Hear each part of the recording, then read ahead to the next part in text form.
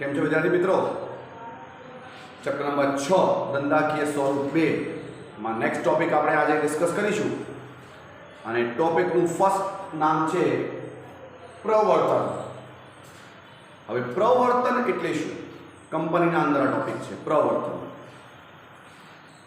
પ્રવર્તન એટલે જ્યારે આપણે કંપની શરૂ કરવાનો વિચાર આપણી બુદ્ધિમાં આવે કે આપણને કંપની શરૂ કરવાની છે, એવો વિચાર આપણે આવે અને એના માટે આપણે જે પૂર્વ તૈયારીઓ કરીએ છીએ એ પ્રક્રિયાને પ્રવર્તન કહેવાય છે. બહુ સિમ્પલ ભાષામાં, તમે જ્યારે કંપની શરૂ કરવાની હોય તો કંપની શરૂ કરવાનો જે વિચાર બુદ્ધિમાં આવે અને એના માટે તમે પૂર્વ તૈયારી કરો છો. કઈ તૈયારી પૂર્વ હોય છે એ ડિસ્કસ કરીશું, બરાબર? જેમ કે કંપની શરૂ કરવી હોય તો આપણને જમીન ખરીદવાના કરાર કરી રાખવા પડે. આપણે એક્સપર્ટ્સ જે હોય છે, ડિરેક્ટર જે હોય છે, એના જોડે કરાર કરી રાખવાના હોય છે. માલ સામાન ક્યાંથી ખરીદીશું, યંત્રો ક્યાંથી ખરીદીશું, એના કરારો કરવા પડે. એ બધા કર્યા પછી જ કંપની શરૂ કરવાનું પ્રમાણપત્ર મેળવવામાં આવે છે. તો આ જે આપણે પૂર્વ તૈયારી કરીએ છીએ અને જે આપણો વિચાર બુદ્ધિમાં આવ્યો છે એને કહેવાય છે પ્રવર્તન.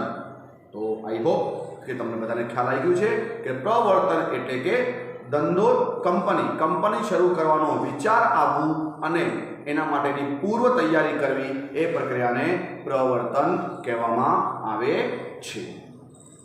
હવે એમાં તમે જુઓ, સૌથી પહેલો નંબર બધો છે પ્રક્રિયામાં કે કંપનીના પ્રવર્તનનો વિચાર. કંપનીના પ્રવર્તનનો વિચાર પ્રવર્તકના મગજમાં ઉદ્ભવે છે. પ્રવર્તક કોને કહેવાય? આવો પ્રશ્ન આવે. હા બેટા, પ્રવર્તક કોને આવે?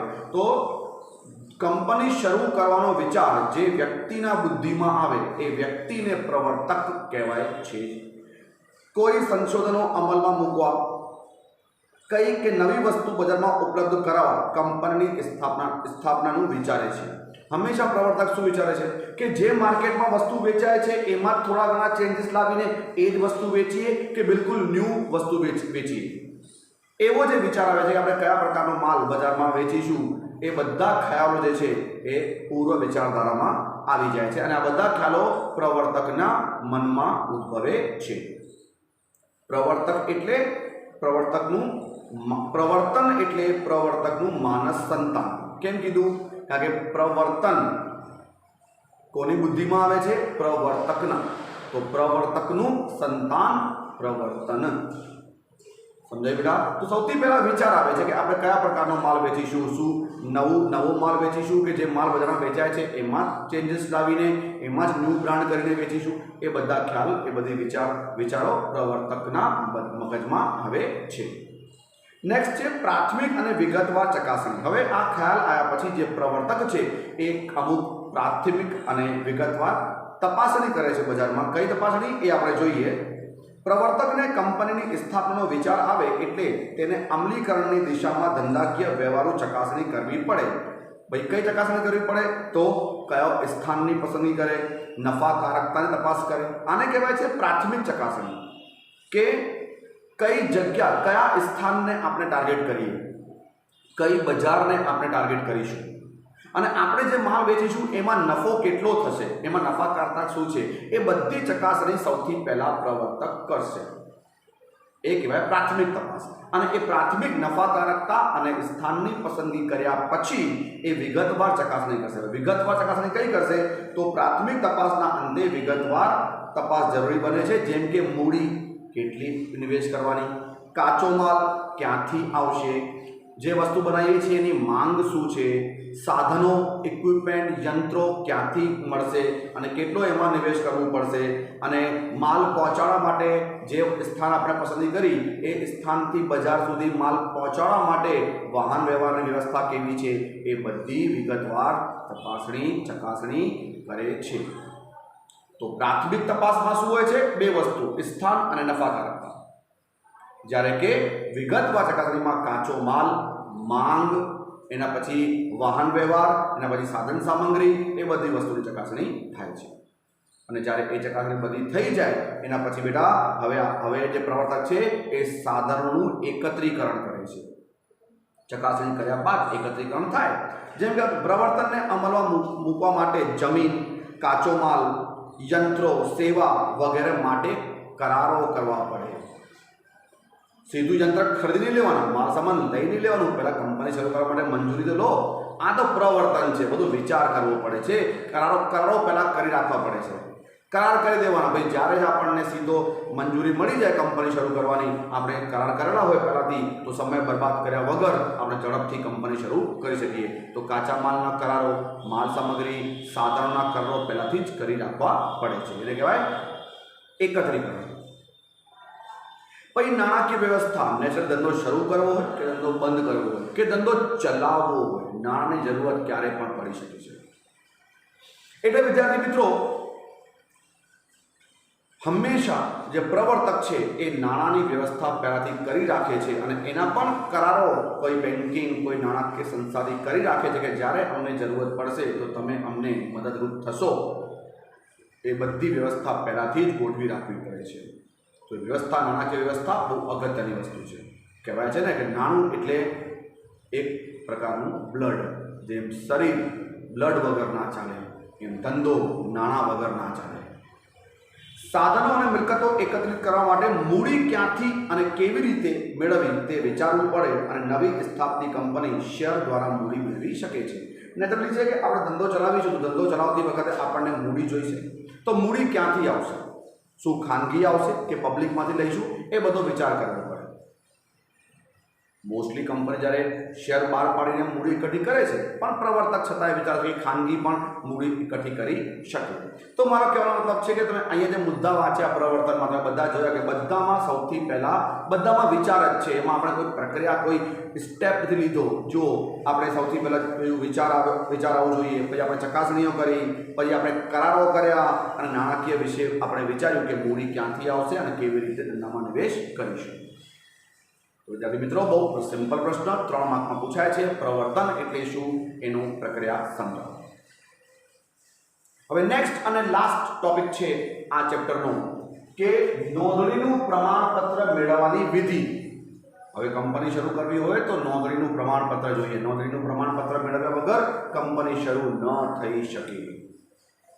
तो विद्यार्थी मित्रों, नोंधणीनुं प्रमाणपत्र मेळववा माटे आपणने जेते विस्तारना रजिस्ट्रार पासे जईने घणा बधा दस्तावेजो जमा करावा पड़े अने ए दस्तावेजो कया छे ए ज आपणे अत्यारे जोवानुं छे।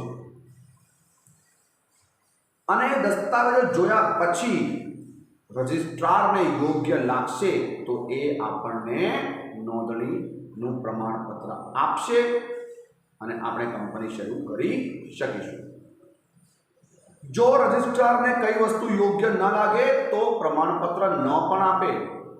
एवं नहीं कि आपणे प्रमाणपत्र मांग्युं आपी ज देवानो छे, नहीं, तमने घणा बधा दस्तावेज आपवा पड़े। दस्तावेज बनाव्या पछी ए बधी चकासणी करे अने योग्य लागे तो रजिस्ट्रार आपणने पत्र आपे, नोंधणीनुं पत्र आपे अने कंपनी शरू करवानी परवानगी आपे। एटला माटे तमने मैं आगळ समजाव्युं छे के कंपनी शरू करवा माटेनो खर्चो अने समय घणो जाय छे। हवे तमे विचारो के आ दस्तावेजो कोण तैयार करे, तो एना माटे एक्सपर्ट्स नीमवा पड़े, कारण के आपणे एवा दस्तावेज तैयार करवाना छे जेथी रजिस्ट्रार सेटिस्फाय थाय अने ए आपणने नोंधणीनुं प्रमाणपत्र आपे। एवी ज इच्छा होय ने कंपनी शरू करनार मालिकमां, तो एना माटे एक्सपर्ट राखवा पड़े। एक्सपर्ट्स जे होय छे ए बहु सावचेत रीते बधा सर्टिफिकेट बनावे छे। एना माटे ए हाई फीस ले छे, बहुत मोटी तगड़ी फीस लेता होय छे। एटला माटे आपणे समज्युं के कंपनी शरू करवानी प्रक्रिया बहुत लांबी अने खर्चाळ छे। तो हवे कई रीते आपणने नोंधणीनुं प्रमाणपत्र मळशे एना विषे चर्चा करीए। तो जुओ, सौथी पहेला आपणने बनावવું પડે आवेदनपत्र। તમને ખ્યાલ છે આવેદનપત્ર અને નિયમનપત્ર વિશે આપણે શોર્ટમાં ડિસ્કસ કર્યું। હવે લોંગમાં ડિટેલમાં આવેદનપત્ર શું છે તમને ખબર છે બેટા? જેમ દરેક દેશનું બંધારણ હોય છે, જેમ ભારતનું એક બંધારણ છે। બંધારણ એટલે શું? નીતિ અને નિયમો છે કે ભારતમાં કયા પ્રકારની વ્યવસ્થા ચાલશે, એ બંધારણ છે। બંધારણને ક્યારે છેડછાડ કરી શકાય નહીં, બંધારણને બદલી ના શકાય, છતાંય બદલવું અઘરું છે। જેના માટે તમને ખબર છે સાંસદ પાર્લામેન્ટમાં ઘણી બધી લાંબી પ્રક્રિયા ચાલે છે। એના પછી જો યોગ્ય લાગે તો પછી થોડું ઘણું ચેન્જીસ થાય છે, પણ એના માટે બહુ ઘણો સમય જાય છે। બધી પાર્ટીને સેટિસ્ફાય કરવું પડે છે। આ ભારતીય બંધારણની મેં વાત કરી। એવી રીતે દરેક કંપનીનું પણ બંધારણ હોય છે કે કંપની કયા હેતુથી ચાલશે, કયા વિસ્તારમાં નેશનલ ઇન્ટરનેશનલ કેવી રીતે ચાલશે, એ બધી વસ્તુઓ આપણને આવેદનપત્રમાં દર્શાવવાની હોય છે, જે ભવિષ્યમાં ચેન્જ કરવી બહુ અઘરી છે। સૌથી મૂળ ડોક્યુમેન્ટ કહું ને, બેઝિક ડોક્યુમેન્ટ એ આવેદનપત્ર છે। સૌથી પહેલો, સૌથી મૂળ, સૌથી બેઝિક અને આપણે કહીએ તો કંપનીનું બંધારણ એટલે આવેદનપત્ર। એમાં ઘણી બધી કલમો હોય છે। એ કલમોમાં આપણે જે વસ્તુ દર્શાવવાની હોય છે એ ભવિષ્યમાં ચેન્જ કરવી બહુ મુશ્કેલ છે। તો કઈ કલમો હોય છે અને એનો અર્થ શું છે એના વિશે વાંચીશું। એકવાર ફરી કહી દઉં, આવેદનપત્ર ઉપર 2 કે 3 માર્કની અલગથી શોર્ટ નોટ, ટૂંક નોટ એક્ઝામમાં આવી શકે। ડિસ્કસ કરીએ। આવેદનપત્ર જો આપ્યું છે, કંપનીના પાયાનો દસ્તાવેજ અને કંપનીનું બંધારણ છે। મેં તમને કીધું આ જ અર્થ છે, કંપનીનું પાયાનો દસ્તાવેજ અને કંપનીનું બંધારણ છે, જેના ઉપર કંપનીની ઇમારત ચણવામાં આવે છે। જેના ઉપર કંપનીની ઇમારત ચણવામાં આવે છે એટલે કંપની જે નિયમો ઉપર, જે હેતુઓ ઉપર ચાલશે, જે પ્રમાણે ભવિષ્યમાં કામ કરશે, એ બધી વસ્તુઓ આવેદનપત્રમાં પહેલાથી જ દર્શાવવાની હોય છે। એમાં અમુક કલમો છે, જેમ છે નામની કલમ। તો નામની કલમ, નામ એટલે કોનું નામ? કંપનીનું નામ। કંપની, બીજા કોઈ સભ્યનું નામ નહીં બેટા, કંપનીના નામની કલમ। એમાં શેરની મર્યાદિત જવાબદારીવાળી કંપનીના છેડે, જો તમારી કંપની, જો આપણી કંપની શરૂ કરીએ છીએ એ આપણી શેરની મર્યાદિત જવાબદારીવાળી કંપની છે, તો છેલ્લે લિમિટેડ શબ્દ હોવું જોઈએ। અને જો મર્યાદિત જવાબદારીવાળી ખાનગી કંપની હોય તો પ્રાઇવેટ લિમિટેડ શબ્દ રાખવો પડે। આવું એક્ઝામમાં આવે છે કે લિમિટેડ શબ્દ કોના ઉપર આવે ને? Private limited. ખાનગી હોય અને મર્યાદિત જવાબદારીવાળી હોય તો એમાં પ્રાઇવેટ લિમિટેડ શબ્દ રાખવો જ પડે। ભારતમાં નોંધાયેલી અન્ય કંપની જેવું નામ તેમજ રાષ્ટ્રહિતને નુકસાન કરે તેવું નામ રાખી શકાતું નથી। આ એક્ઝામમાં પ્રશ્ન આવે કે કયું નામ કંપનીનું રાખી ન શકાય, તો કયા નામ ન રાખી શકાય? એક તો અન્ય કોઈ નોંધાયેલી કંપની હોય એના જેવું જ નામ ના રાખી શકાય, બટ નેચરલ છે। એક રિલાયન્સ કંપની હોય તો હું મારી કંપનીમાં રિલાયન્સ કંપની નામ ના રાખી શકું, એ તો કોમન સેન્સ છે। બીજું, રાષ્ટ્રહિતને નુકસાન થાય ને એવું નામ નહીં રાખવાનું। આપણે એવું કંઈ લાગણી ભર્યું નામ રાખીએ જેથી રાષ્ટ્રહિતને નુકસાન થઈ શકે એવા નામ, જે કોઈ પણ પોલિટિકલ નેતા જે હોય છે, બરાબર, જે આપણે ખબર છે આપણા ભારતને આઝાદ કરવા માટે ઘણા લોકોએ, ઘણા આપણા દેશના લોકોએ બહુ મહેનત કરી છે, તો એવું કોઈ નામ નહીં રાખવાનું, એને લાગતું નામ નહીં રાખવાનું જેથી પબ્લિક મિસગાઈડ થાય। તો એવા નામ, રાષ્ટ્રહિતને નુકસાન થાય અને અન્ય નોંધાયેલી કંપની હોય એને લાગતું નામ આપણે ક્યારેય પણ ન રાખી શકીએ। અને લિમિટેડ શબ્દ કોના પાછળ આવે અને પ્રાઇવેટ લિમિટેડ શબ્દ કોના પાછળ આવે એ ખાસ કરીને તમારે ધ્યાન રાખવું। એ પણ એક માર્કના પ્રશ્નો આવે છે, તો આ નામની કલમમાં ધ્યાન રાખવાનું છે। નેક્સ્ટ છે રજિસ્ટર ઓફિસના સરનામાની કલમ, એટલે આપણી કંપની ક્યાંથી રજિસ્ટર થયેલી છે એ રજિસ્ટર ઓફિસનું સરનામું આ કલમમાં દર્શાવવું પડે। કેમ દર્શાવવું પડે? કારણ કે જાહેર જનતા કંપનીનું રજિસ્ટ્રાર કંપની સાથે પત્ર વ્યવહાર કરી શકે અને અદાલત અધિકાર ક્ષેત્ર નક્કી કરી શકે। પબ્લિકને કંપની જોડે વ્યવહાર કરવો હોય અથવા કોઈ પણ કાયદાકીય પગલાં લેવા હોય તો કઈ અદાલત લાગુ પડે, તો આ છે અધિકાર ક્ષેત્ર, અદાલતનું અધિકાર ક્ષેત્ર। કઈ અદાલતનું અધિકાર છે આપણી કંપની ઉપર સ્ટેપ લેવાનું અને આપણી કંપની ઉપર ધ્યાન રાખવાનું, એ બધા કાનૂની વિસ્તાર નક્કી કરવા માટે, બરાબર, અને પબ્લિક પણ આપણા જોડે પત્ર વ્યવહાર કરી શકે એના માટે સરનામા હોવા બિલકુલ જરૂરી છે। તો રજિસ્ટર ઓફિસનું સરનામું આ કલમના અંડર હોય છે। ધ્યેય અને ઉદ્દેશ્યની કલમ સૌથી મહત્વની કલમ, સૌથી મહત્વની। કેમ? કારણ કે કંપનીનો ઉદ્દેશ્ય શું છે, કંપનીનો ધ્યેય શું છે, કયો ધંધો કરશે એ આ કલમમાં પહેલાથી દર્શાવવું પડે। ધ્યેયો અલગ અલગ હોય છે, તમને ખબર છે, નફાનો ધ્યેય પણ હોય છે, સમાજ સેવાના ધ્યેયો પણ હોય છે। તો આપણી કંપની કયા ઉદ્દેશ્ય હેતુથી ચાલશે, બરાબર, એ બધી વસ્તુઓ આ ધ્યેયની કલમમાં હોય છે, કારણ કે આ ધ્યેયમાં આ કલમમાં જે હેતુ અને ધ્યેય લખાયું હોય એ સિવાય બીજા કોઈ હેતુ માટે કંપની ભવિષ્યમાં કામ કરી શકશે નહીં. એટલા માટે ધ્યેય પહેલાથી દર્શાવવું પડે. જવાબદારીની કલમ, કંપનીના સભ્યની જવાબદારી કેટલી હશે? મર્યાદિત. જો મર્યાદિત તો કેટલી મર્યાદિત? બાંયધરીવાળી કે શેરવાળી? અથવા અમર્યાદિત? કઈ જવાબદારી આપણા સભ્યોની હશે એ પણ આ કલમમાં દર્શાવવું પડશે. એન્ડ નેક્સ્ટ છે મૂડીની કલમ. કંપનીની સત્તાવાર મૂડી કેટલી? કંપનીએ કેટલા રૂપિયાના શેરમાં મૂડી વિભાજિત કરી છે એ બધી સત્તાવાર મૂડી એટલે કુલ મૂડી, અને એ કયા નાના હિસ્સામાં કેટલા રૂપિયાના નાના હિસ્સામાં વહેંચાયેલી છે એ બધી વિગતવાર જાણકારી આ મૂડીની કલમમાં બતાવવી પડે. સ્થાપનાની કલમ. તમને ખબર છે જાહેર કંપની હોય તો મિનિમમ 7 મેક્સિમમ અનલિમિટેડ, અને ખાનગી કંપની હોય તો મિનિમમ 2 મેક્સિમમ 200 સભ્યો જે છે એ બધાને ભેગા થઈને, જો આ બે સભ્યો તેની સહી સાથે કંપનીની સ્થાપના કરવા ઈચ્છે છે એવું નિવેદન આપવું પડે છે આ સ્થાપનાની કલમમાં.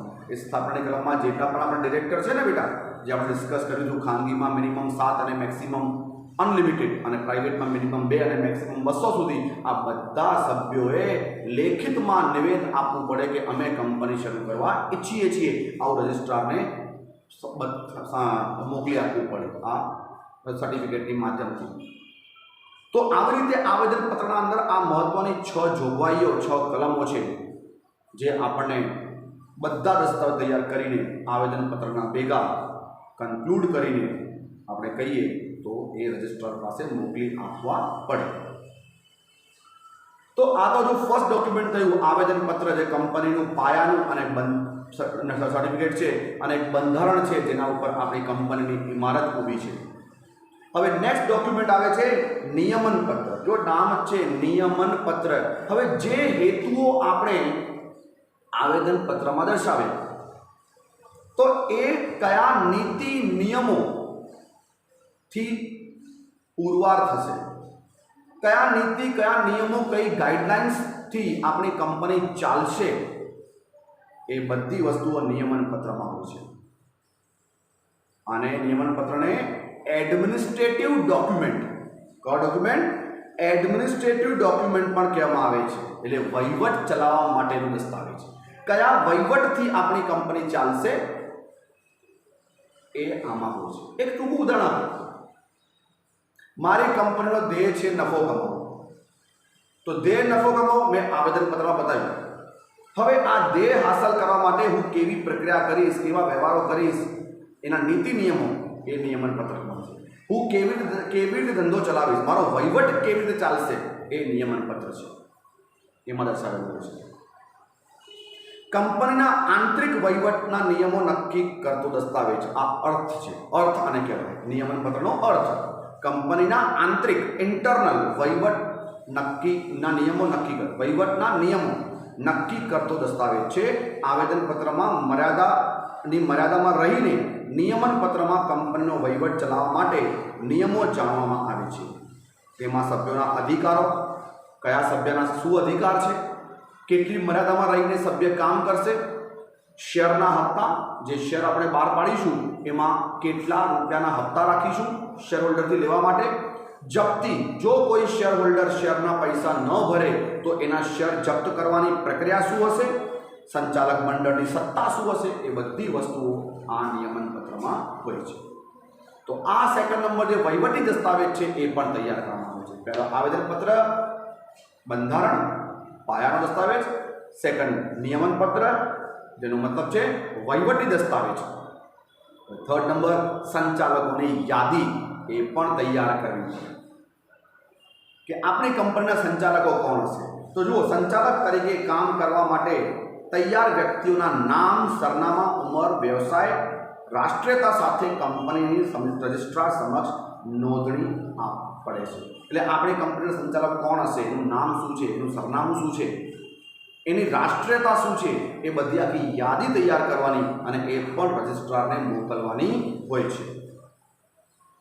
તમને ખબર છે એમાં ઓછામાં ઓછા એક ખાસ નિયમ કે હંમેશા જેટલા પણ આપણા સંચાલક હોય એમાં ઓછામાં ઓછી એક ફિમેલ લેડીઝ હોવી જરૂરી છે.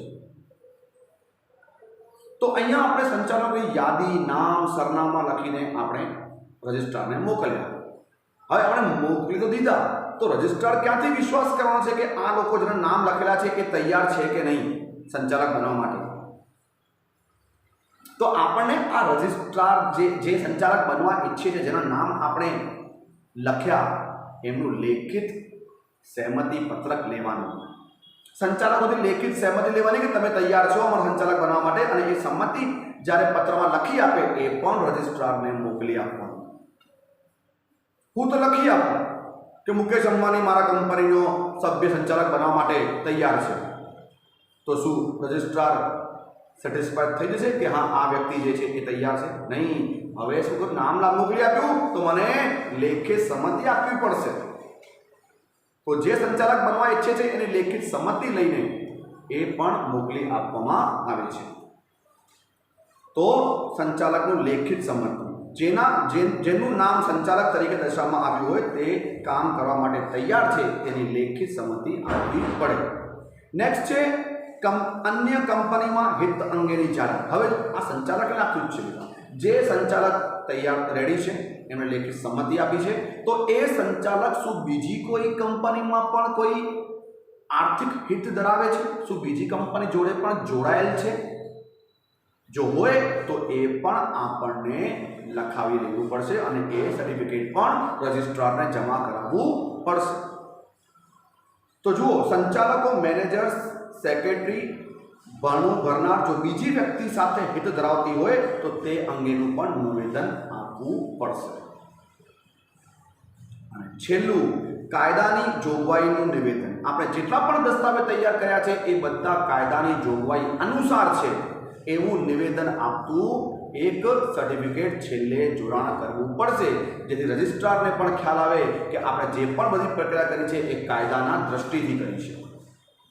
તો જુઓ બેટા, કંપનીની નોંધણી માટે ઉપરોક્ત બધી જ કાયદાકીય જોગવાઈનું પાલન કરવામાં આવ્યું છે તે અંગેનું નિયત ફોર્મમાં કંપની રજિસ્ટ્રાર સમક્ષ નોંધણી આપવી પડે. આપણે બધી જે પ્રક્રિયા કરી છે, બધું જે કામ કર્યું છે, બધા સર્ટિફિકેટ જે બનાવ્યા છે એ કંપની ધારાની જોગવાઈ અનુસાર કર્યા છે એવું પણ એક સર્ટિફિકેટ આપવું પડશે, લખીને આપવું પડશે. હવે તમે બેટા અહીંયા 6 દસ્તાવેજ તૈયાર કર્યા. આવેદનપત્ર, એમાં કલમો લખવાની છે, નિયમન પત્ર, એના પછી સંચાલકોની યાદી, સંચાલકોની લેખિત સંમતિ અને અન્ય કંપનીમાં એનું હિત છે કે નહીં એનું નિવેદન, અને છેલ્લે બધી જોગવાઈનું આપણે પાલન કર્યું છે એનું સર્ટિફિકેટ. હવે આ સર્ટિફિકેટ તમે આપી દીધા રજિસ્ટ્રારને તો એવું ના માનતા કે તમને નોંધણીનું પ્રમાણપત્ર મળી જ જશે. જુઓ, આગળ વાંચો. ઉપરના દસ્તાવેજ સાથે ફી ભરવામાં આવે છે, કોમન સેન્સ છે. કંપનીએ રજિસ્ટ્રાર દસ્તાવેજોની ચકાસણી કર્યા બાદ જો સંતોષકારક માલુમ પડશે તો નોંધણી કંપનીમાં ચોપડામાં નોંધ કરશે. એટલે રજિસ્ટ્રારને બધા સર્ટિફિકેટ યોગ્ય લાગશે તો એ આપણી કંપનીનું નામ એના ચોપડામાં નોંધશે અને આ વિધિ પૂર્ણ થયા બાદ રજિસ્ટ્રાર નોંધણીનું પ્રમાણપત્ર આપશે. અને જે દિવસે નોંધણીનું પ્રમાણપત્ર મળ્યું એ કંપનીની શરૂઆતની તારીખ ગણાશે. તો વિદ્યાર્થી મિત્રો, આવી રીતે આપણે આટલી લાંબી પ્રક્રિયા કરીને નોંધણીનું પ્રમાણપત્ર મેળવીએ છીએ. તો આજે આપણે 2 પ્રશ્ન વાંચ્યા, એક પ્રવર્તન અને બીજું નોંધણીનું પ્રમાણપત્ર મેળવવાની વિધિ. હવે આગળના ચેપ્ટર બેટા ખાલી ફક્ત 3 તફાવત છે જે બહુ સરળ છે, આના ટોપિક ઉપર આધારિત છે. લાક્ષણિકતાઓ, ફાયદાઓ, મર્યાદામાં ક્યાં ક્યાં તમે વાંચેલું છે એ તમે જાતે વાંચી લેશો તો 100% તમને ખ્યાલ આવી જશે. I hope that everything is clear. Thank you very much. God bless you.